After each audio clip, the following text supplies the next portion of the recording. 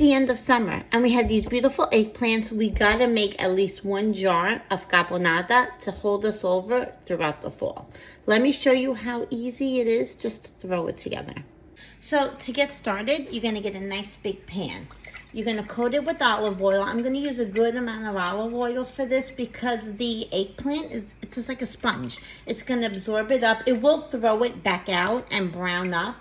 So I'm gonna throw in my eggplants. I have them cubed up about 1-inch pieces. I peeled some of the skin off, not all of it. I took off maybe about 2/3 of the skin of the eggplant. So now I'm just gonna let this hang out and let it start to cook down. Season up your eggplant with some salt and some pepper.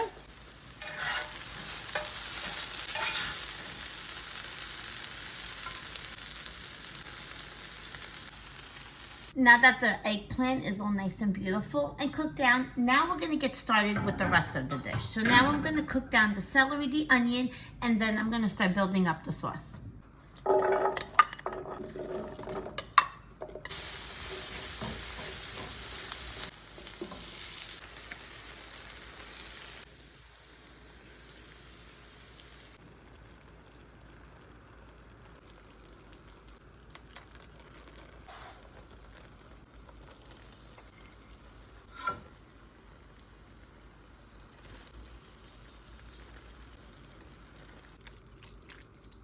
And that's your caponata or caponatina, however you call it. It's delicious. I'm gonna tear in some fresh basil just to give it another little freshness.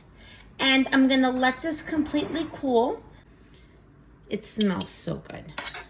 Everything is cooked down, all the vegetables, but I like how they kind of held their shape. It looks beautiful. And that's all it is, guys. It sounds more complicated than what it is.